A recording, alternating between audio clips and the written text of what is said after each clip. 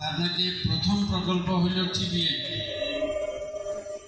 যেটার মাধ্যমে আজকে সেমিনার করা হচ্ছে। আমি প্রাক্তন পিডি এবং বর্তমান পিডি মহোদয়কে অশেষ ধন্যবাদ, কৃতজ্ঞতা জানাচ্ছি। তারা অত্যন্ত সাফল্যের সাথে এই প্রজেক্টের নেতৃত্ব দিয়েছেন। পিডি হিসেবে আমাদের পক্ষ থেকে সহযোগিতা ছিল এবং আমাদের যারা ফিল্ডের যাদের সাথে আমাদের এমপ্লয়ার্স কমিটি এবং অন্যান্য যারা ছিলেন তাদের প্রতি কৃতজ্ঞতা জানাই। এই ধরনের প্রকল্পের প্রয়োজনীয়তা আছে। ইউসেপ একটু ফরওয়ার্ড লুকিং অর্গানাইজেশন।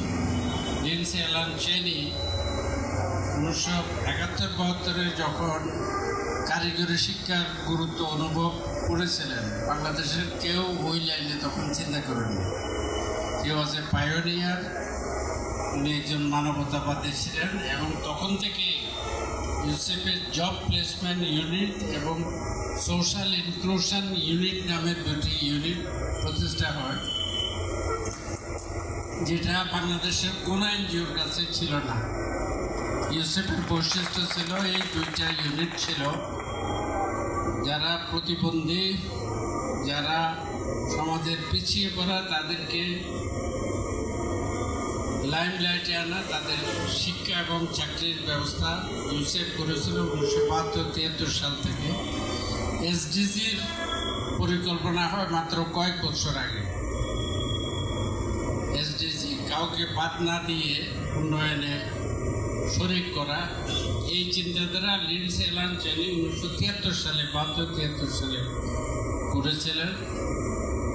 তার প্রতি কৃতজ্ঞতা জানাই।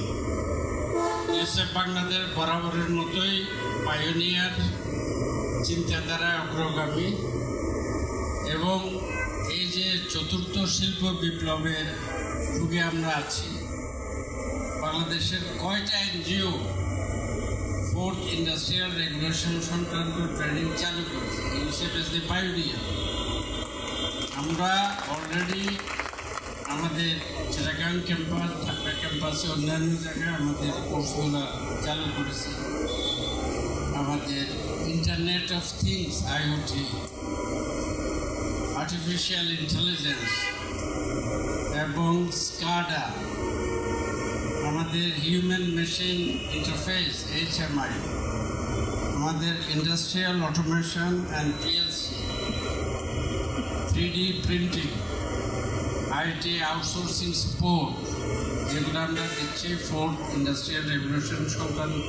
বাংলাদেশের কোনো এনজিও বা প্রশিক্ষণ প্রতিষ্ঠান এখনো এগুলো এই স্কেলে চালু করতে পারেনি। We claim our superiority and the credit goes to my colleagues who have started. আমাদের শিক্ষকরা এটা চালু করেছেন এবং এই ধারা যাতে অব্যাহত থাকে, আমরা আত্মতুষ্টিতে না ভুগে আমাদের কার্যক্রম যাতে অব্যাহত রাখি।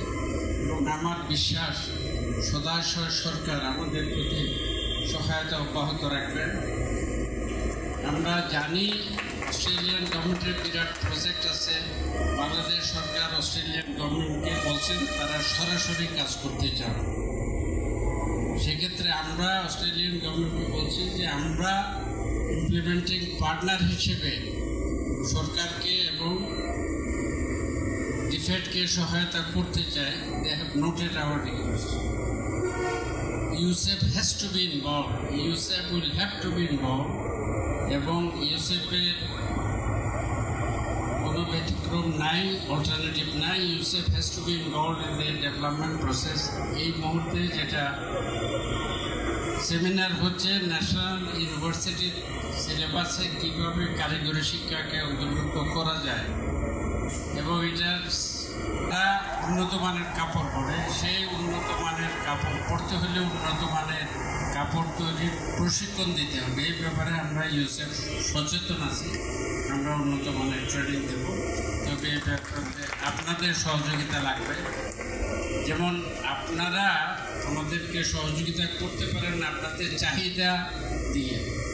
কোন ধরনের ট্রেনিং, ইন্ডাস্ট্রিতে কোন ধরনের ট্রেনিং প্রয়োজন হবে, আপডেটেড লিখে আপনাদের রিকোয়ারমেন্ট আমাদেরকে জানাবেন।